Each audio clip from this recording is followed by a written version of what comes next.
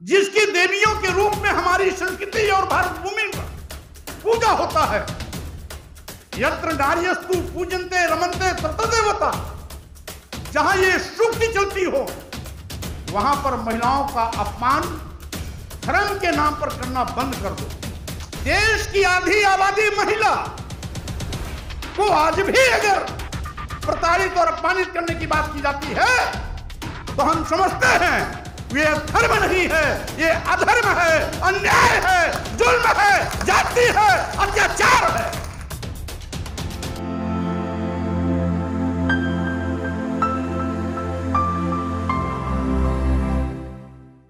आधुनिक भारत में हमारे तमाम सामाजिक परिवर्तन के महानायकों ने जब देखा कि एक वर्ग विशेष को ही पढ़ने लिखने का अधिकार है,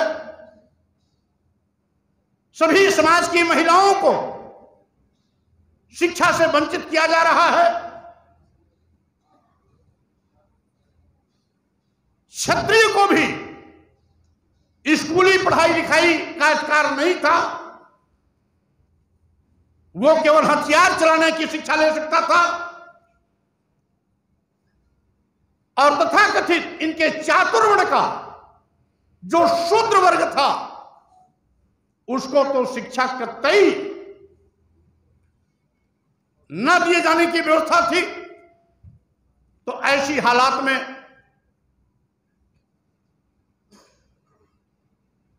इन वंचित समाज को हक और अधिकार दिलाने के लिए, सम्मान स्वाभिमान के साथ खड़ा होने के लिए, शिक्षा से जोड़ने के लिए एक लंबा अभियान चला। सामाजिक परिवर्तन के महानायक ज्योतिबा फुले जी, छत्रपति साहू जी महाराज, बाबा साहब डॉक्टर भीमराव अंबेडकर, पेरियार रामास्वामी नायकर, नारायण गुरु, संत गाडगे आदि तमाम महापुरुषों ने इस कड़ी को फिर से जीवंत बनाया। बीच में ठहराव आया, एक दूसरा सामाजिक परिवर्तन का महानायक पैदा हुआ मानवर कांशीराम जी के रूप में, और जिसने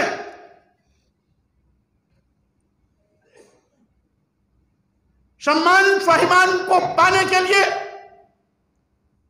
राजनीतिक सत्ता हथियाने का मंत्र बताया, जिसकी जितनी संख्या बारी उसकी उतनी भागीदारी के माध्यम से इस बहुजन समाज को हुक्मरान बना करके अपनी ताकत का एहसास कराया। आज मानवर कांशीराम जी के निर्वाण प्राप्त करने के बाद देश में यथास्थितिवादी ताकतें फिर से अपना जातीय कहर बर्पा करने लगी थी। जहां सामाजिक परिवर्तन के महानायक ज्योतिबा फुले जी, सावित्रीबाई फुले ने पहली बार इस देश में महिलाओं को पढ़ने लिखने का अधिकार दिलाया, वहीं पर सामाजिक परिवर्तन के महानायक ज्योतिबा फुले जी, छत्रपति साहू जी महाराज और बाबा साहब डॉक्टर अंबेडकर,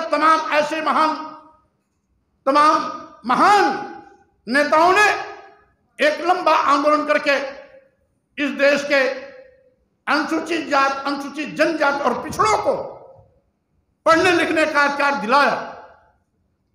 यह संयोग था कि बाबा साहब डॉक्टर अंबेडकर को भारतीय संविधान तैयार करने का मौका मिला।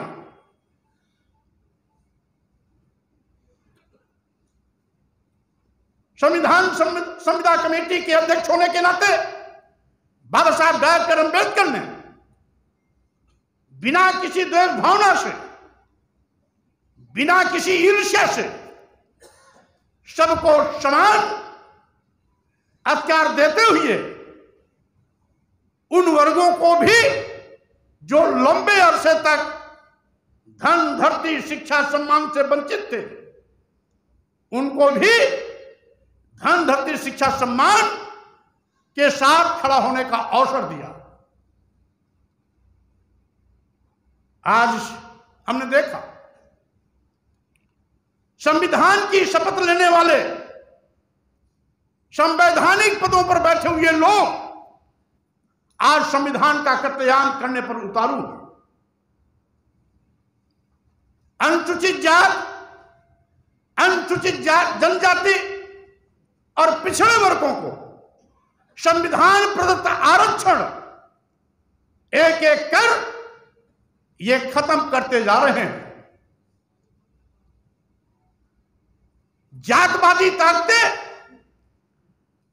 फिर से सिर उठा के खड़ी है। जब भारतीय संविधान अनुच्छेद 15 सबको समता का अधिकार देते वक्त स्पष्ट व्याख्या करता है कि धर्म, जाति, लिंग और जन्म स्थान के आधार पर किसी के साथ कोई भेदभाव नहीं होगा, तो आखिर संवैधान की शपथ लेने वाले लोग संवैधानिक पदों पर बैठे हुए प्रधानमंत्री, मुख्यमंत्री की देखरेख में आज संवैधानिक व्यवस्था का कत्लेआम क्यों हो रहा है?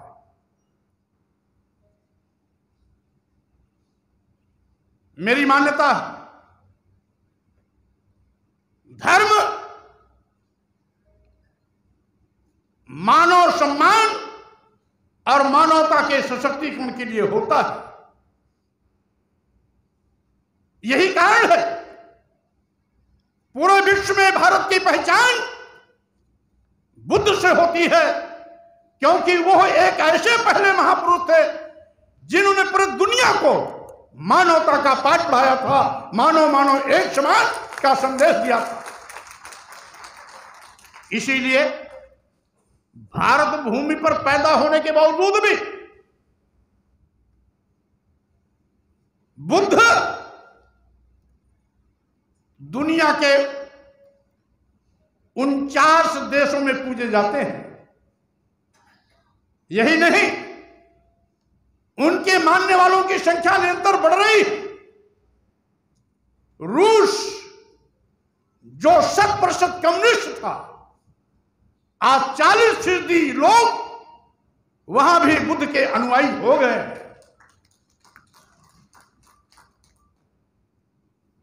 और आज यही नहीं, अमेरिका में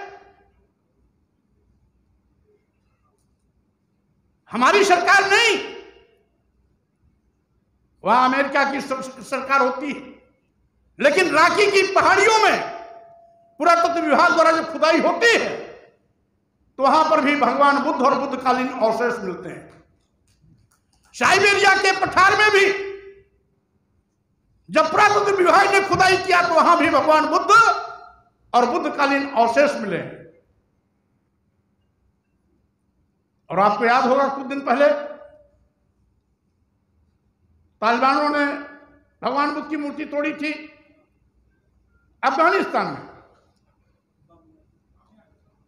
बाबियान पहाड़ियों में, यानी 100 फीट भगवान बुद्ध की मूर्ति हम बनाने गए थे, आप बनाने गए थे। ये हजारों साल पहले की धरोहरें अभी तक विश्व के कोने कोने में छिपी हुई है। आज भी जमीन के अंदर बहुत सी ऐसे ऐतिहासिक साक्ष्य दबे हैं। यही नहीं,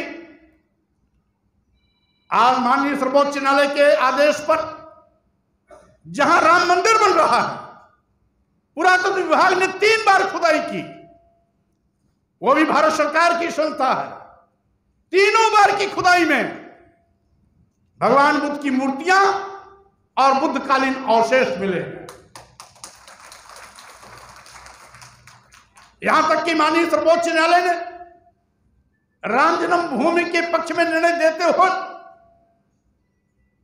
बुद्ध का जिक्र करते हुए कि चूंकि ये बुद्ध की स्थली रही है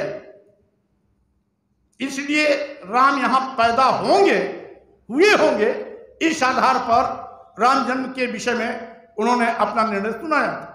आधार उसमें भी बुद्धकालीन अवशेष और बुद्ध ही दिखाया गया। आज दुनिया के तमाम देशों का राष्ट्र धर्म बौद्ध धर्म है। क्यों? आप कहते हो पहले तो तथाकथित हिंदू धर्म जिसमें हम सब पैदा हुए और जिसमें पैदा होने की पीड़ा भारतीय संविधान निर्माता परम पूज्य बाबा साहब डॉक्टर अंबेडकर ने अपने पूरे जीवन में पग पग पर जाति उत्पीड़न का जो दंश झेला था,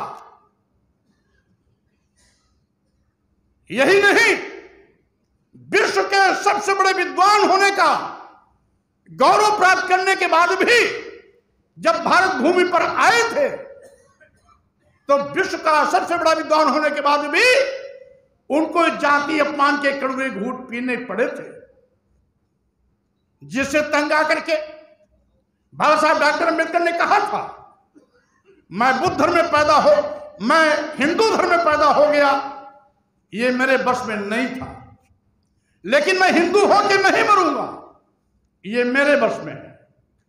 और इसीलिए 1956 में यानी भारतीय संविधान लागू होने के बाद 1956 में नागपुर की दीक्षा भूमि पर 10 लाख लोगों के साथ बौद्ध धर्म ग्रहण करने का काम किया था।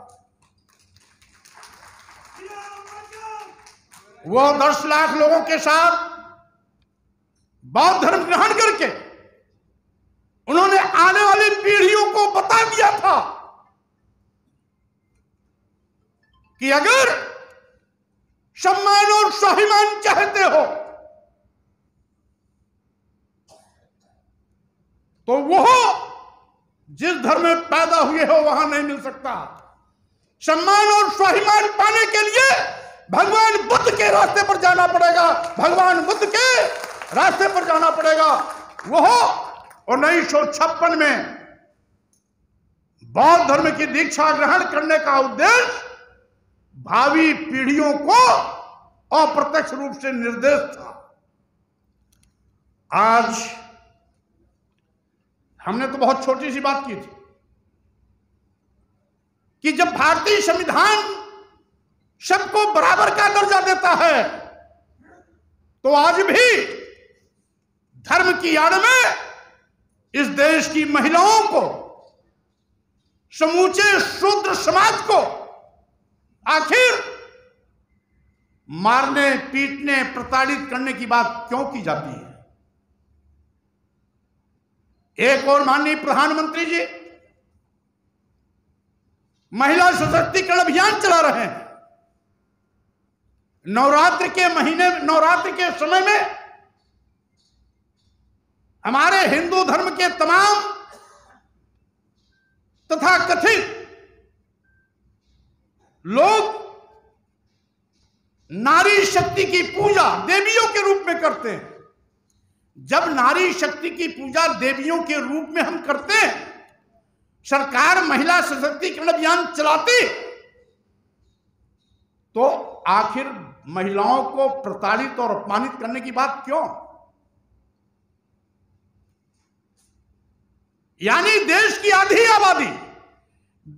आधी आबादी महिला को आज भी अगर प्रताड़ित और अपमानित करने की बात की जाती है तो हम समझते हैं ये धर्म नहीं है, ये अधर्म है, अन्याय है, जुल्म है, जाति है, अत्याचार है।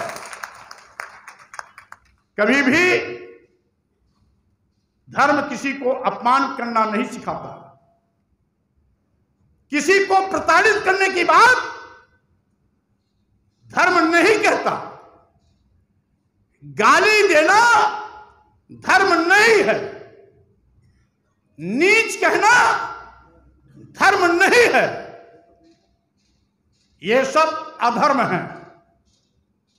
और इसीलिए मैं कहना चाहता हूं कि आज भी जब सबको बराबर का अधिकार है, तो धर्म के नाम पर आप कैसे गाली दे सकते हो कि जय बड़ाधम तेली कुम्हारा सुपच किरात कोल कलवारा। जाति सूचक शब्दों का प्रयोग करके आप किसी को नीच कैसे कह सकते हो? और इत्तेफाक से ये जो जातियों का नाम ले रहे हो, ये ईसाई नहीं है, ये मुसलमान नहीं है, ये कोई यहूदी नहीं है, ये सब हिंदू धर्म के मानने वाले लोग ही हैं। क्या ऐसा भी कोई धर्म देखा जो अपने ही धर्म को मानने वाले को नीच कहे, अधम कहे?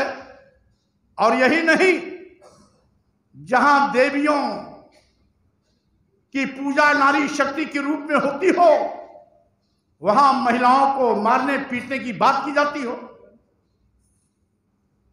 ढोल गंवार सूद पशु नारी शकल ताड़ना के अधिकारी, यानी पूरा का पूरा शुद्ध समाज, पूरा का पूरा नारी समाज ये प्रताड़ित किए जाने के पात्र हैं, मारे पीटे जाने के पात्र हैं। हिंदू धर्म के ठेकेदारों, हमने आपको गाली नहीं दिया, हमने आपको अपमानित भी नहीं किया, हमने आपको चोर और लंपट भी नहीं कहा। हमने तो केवल निवेदन किया कि धर्म की आड़ में जाति सूचक शब्दों का प्रयोग कर गाली देना बंद कर दो। हमने तो केवल यह निवेदन किया कि देश की महिलाओं को, जिसकी देवियों के रूप में हमारी संस्कृति और भारत भूमि पर पूजा होता है, यत्र नार्यस्तु पूजन्ते रमन्ते तत्देवता, जहां ये सूक्ति चलती हो, वहां पर महिलाओं का अपमान धर्म के नाम पर करना बंद कर दो।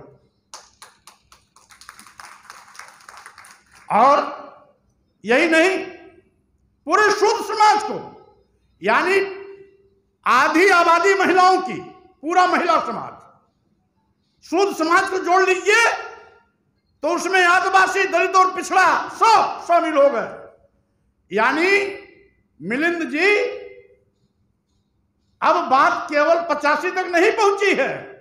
महिलाओं को शामिल करने के बाद अब बात 97 बनाम 30% हो गई है। अब तो महिलाओं की भी लड़ाई हमको लड़नी पड़ेगी। वो किसी वर्ग की महिला हो, ब्राह्मण समाज की हो, क्षत्रिय समाज की हो, वैश्य समाज की हो, शुद्ध समाज की हो, इनके धर्म में सभी महिलाओं को अपमानित किया गया है। तो ये अपमानित होने वालों को भी हम अपनी जमात की लड़ाई के साथ इनके भी सम्मान की लड़ाई लड़ने का काम करेंगे।